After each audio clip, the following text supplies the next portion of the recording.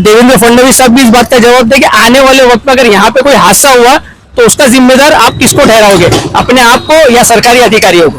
बहुत बुरा हाल है, रोज आए दिन यहाँ पे एक्सीडेंट हो रहा है। और धनाजी हिरलेकर साहब से ये गुजारिश करूंगा कि इसको जल्द से जल्द ध्यान देते हुए बनाया जाए ताकि कोई बड़ा हादसा ना हो, और अगर इसको नहीं बनाया जाता तो इसका जिम्मेदार खुद हमारे वार्ड के ऑफिसर धनाजी हिरलेकर साहब को माना जाएगा। सही होता है, प्रशासन तभी जागती है जब एक दो मौतें हो जाती है या कुछ ऐसा हो जाता है, प्रशासन तभी अक्सर देखा गया है जागता है। पूरे में कुर्ला में गड्ढा की मुहिम चलाते हुए प्रशासन को जगाते हुए धनाजी हिरलेकर साहब जो वार्ड के ऑफिसर है, वार्ड ऑफिसर, उनको जगाना पड़ता है, उसके बाद वो जागते हैं। ये कब से रोना है, खत्म ही नहीं होता है रोना, पानी भरना खत्म नहीं होता, गड्ढा नहीं खत्म होता। क्या कर रही है सरकार, क्या कर रही है, किसको दोष दें? वरना एक बार फिर रास्ता रोको आंदोलन होगा, वो भी बिना किसी हटाए। कोई भी यानी प्रशासन किस तरीके से अगर एफआईआर लेने तैयार है तो एफआईआर भी लेने तैयार रहेंगे, मगर जब तक ये बनता नहीं है इसको पूरी तरीके से हम लोग साथ देंगे और ये बनाए बिगैर हम लोग हटेंगे नहीं। और आज ऐसा हुआ कि मेरे आंख के सामने एक बड़ी ट्रक और लेडीज यहाँ से क्रॉस कर रही थी, वो ट्रक ने उसके प्लेट के ऊपर टायर रखा।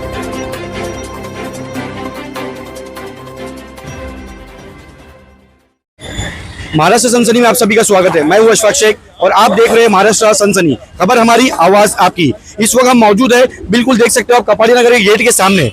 आइए आपको दिखाते हैं कि आज हम यहाँ पर किस वजह से मौजूद है। यहाँ पर आपको दिखाते हैं, ये आप देख सकते हो ये गड्ढा इसको मामूली ना समझे, ये बहुत जानलेवा गड्ढा है। यहाँ पर इंसिडेंस पे इंसिडेंस हुआ जा रहा है। यहाँ पर दूसरा एक्सीडेंट आज हुआ है।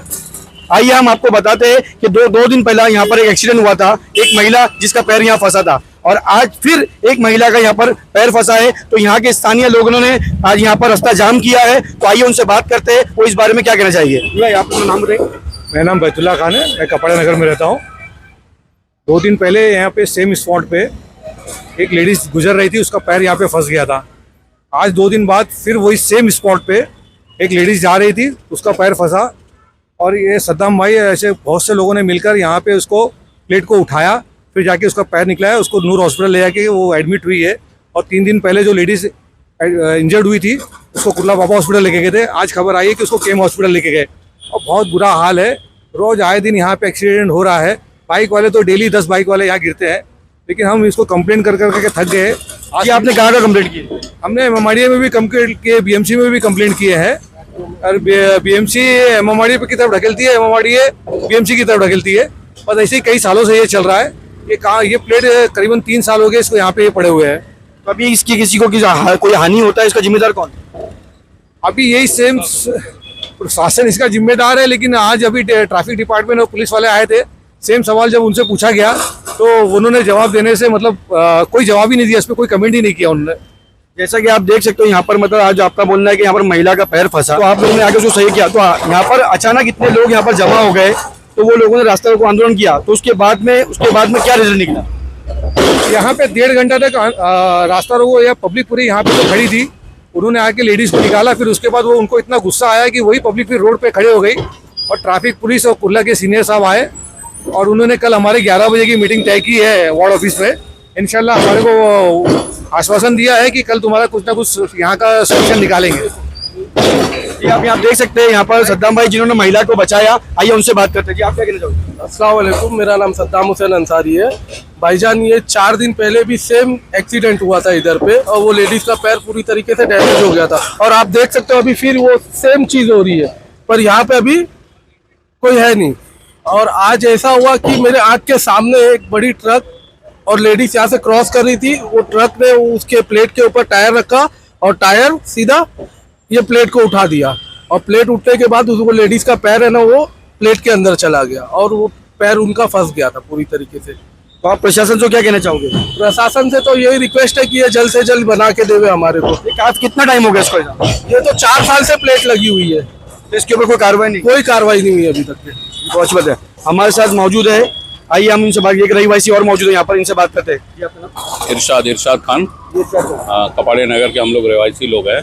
यहाँ से कैसा है, 3-4 साल से ये प्रॉब्लम क्रिएट हुई है। बीएमसी वाले उसको अधूरा करके गए हैं। इनका काम था बीएमसी का कि जो ये लाइन छोड़ के गए थे, यहाँ ये प्लेट की जगह टेम्परेरी बोले थे प्लेट लगा के जाएंगे, और उसके बाद हम लोग खड्डे को जो है पैक कर देंगे। लेकिन टेम्परेरी की जगह ये 4 साल से ये मौत का एक खड्डा बोलेंगे ना, एक खड्डा है। इसमें अभी देखिए एक जान जा चुकी है, न्यूज में आप लोग देखे होंगे इससे पहले, और 2-3 एक्सीडेंट, आज एक एक्सीडेंट हो चुका है।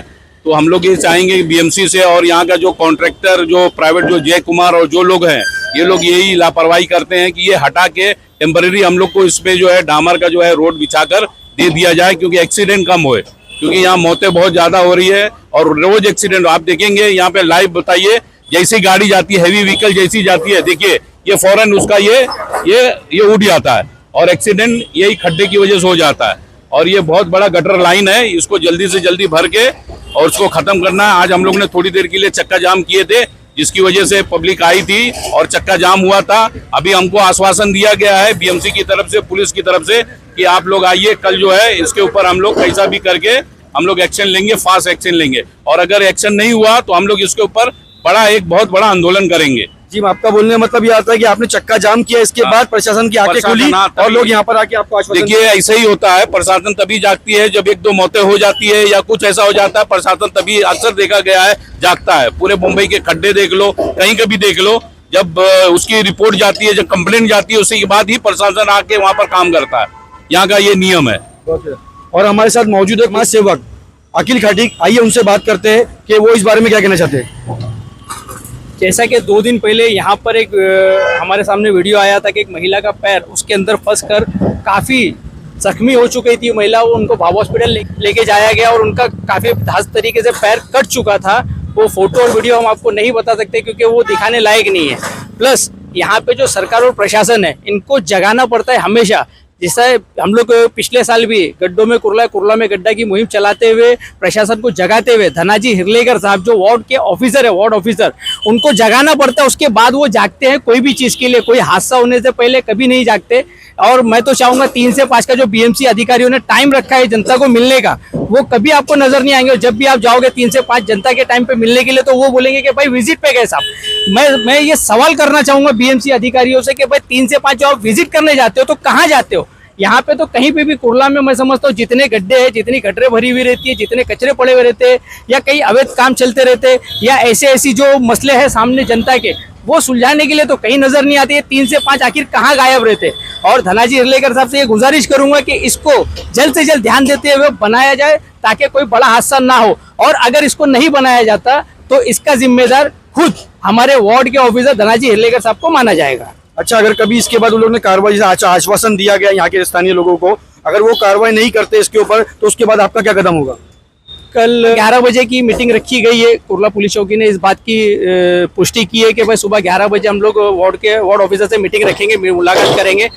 अगर मुलाकात में कोई डिसीजन निकलता है तो बहुत अच्छी बात है, वरना एक बार फिर रास्ता रोको आंदोलन होगा, वो भी बिना किसी हटाए। कोई भी यानी प्रशासन किस तरीके से अगर एफआईआर लेने तैयार है तो एफआईआर भी लेने तैयार रहेंगे, मगर जब तक ये बनता नहीं है इसको पूरी तरीके से हम लोग साथ देंगे और ये बनाए बिगैर हम लोग हटेंगे नहीं। इस दरमियान अगर कोई हादसा होता है तो उसका जिम्मेदार कौन? इसका जिम्मेदार तो एमएमआरडी के अधिकारी है, और जो कॉन्ट्रैक्टर है वो कॉन्ट्रैक्टर है और बीएमसी के अधिकारी है। और मैं समझता हूँ कि वार्ड के अधिकारियों में से धनाजी हिरलेकर साहब का सबसे बड़ा रुतबा है, सबसे बड़ी पोस्ट है, तो सबसे पहले उन्हीं को जिम्मेदार ठहराया जाएगा। जैसे कि यहाँ के लोगों को कहना है कि हमने कंप्लेंट एमएमआरडीए को भी किया है, मेट्रो को भी किया है, आरटीओ में भी किया है, बीएमसी एलवार्ड में भी किया है, तो आप समाज सेवक होने के नाते से आप इनकी जो समस्या है उसके बारे में क्या बोलोगे? देखिए, वो ट्रैफिक पुलिस का अगर देखा जाए आप, तो ट्रैफिक पुलिस तो पूरी तरीके से कुर्ला में नाकाम नजर आती है। हमने कई बार बताया है, ट्रैफिक पुलिस को तो पार्किंग से यानी ट्रैफिक को हटाने में फुर्सत नहीं रहती है, फिर भी वो ट्रैफिक नहीं हटा पाती है। प्लस बीएमसी अधिकारी जो अपने काम को, जो जनता से पगार तो ले रहे, जनता के जो टैक्स भरते हैं उससे पगार तो ले रहे हैं, मगर काम में पूरी तरीके से खरे नहीं नजर आते। और प्लस एमएमआरडीए का तो कुछ समझ के बाहर, यानी किस तरीके से वो काम कर रही है, क्या कर रही है, किस तरीके से नहीं करना है उनको, वो किसी को कुछ पता नहीं। आगे भी एक गड्ढे का प्रॉब्लम था, काफी टाइम वो खुला हुआ था, उसके लिए भी हमने ट्विटर पे कंप्लेंट की थी और उसको फॉलोअप लेके उसको बनाया था। उसके बाद आज मैं कहता हूं कि ये गड्ढे के लिए जो 4 साल से लड़ाई लड़ी जा रही है, इसमें प्रशासन क्यों सोया? एक तरह से महाराष्ट्र के सीएम जो कहते हैं कि रास्ता गड्ढा मुक्त रास्ता होगा, और जो टैक्स लिया जाता है रास्तों के लिए, तो वो कहाँ इस्तेमाल हो रहा है टैक्स को, ये हमें जानना है सरकार से भी, और महाराष्ट्र सरकार भी इस बात का जवाब दे, और देवेंद्र फडणवीस साहब भी इस बात का जवाब दे कि आने वाले वक्त में अगर यहाँ पे कोई हादसा हुआ तो उसका जिम्मेदार आप किसको ठहराओगे, अपने आप को या सरकारी अधिकारियों को? ये कब से रोना है, खत्म ही नहीं होता है रोना, पानी भरना खत्म नहीं होता, कटना नहीं खत्म होता। क्या कर रही है सरकार, क्या कर रही है? किसको दोष दें? सरकार का सारा दोष है, क्योंकि वो काम सही ढंग से करती नहीं है और ना करवाती है, तो हम किसको दोष दें? अब आप लोग पूछ रहे हैं तो हम बता रहे हैं, लेकिन इसका कोई हल निकलने वाला नहीं है। जैसे कि आप देख सकते हो यहाँ के लोग परेशान हैं, इसलिए जज्बात में आगे इस तरीके से बोल रहे हैं। तो बृहन्मुंबई महानगर पालिका का ये काम है, जिस तरह लोगों को, यहाँ के लोगों को, स्थानीय लोगों को आश्वासन दिया गया है कि कल सुबह 11 बजे आप आइए, आपका प्रॉब्लम का सोल्यूशन निकाला जाएगा। तो हम उम्मीद करते हैं जल्द से इनके प्रॉब्लम का सोल्यूशन निकाला जाए। बने रहे हमारे साथ, जल्द लौटेंगे अगली खबर के साथ। जय हिंद, जय महाराष्ट्र।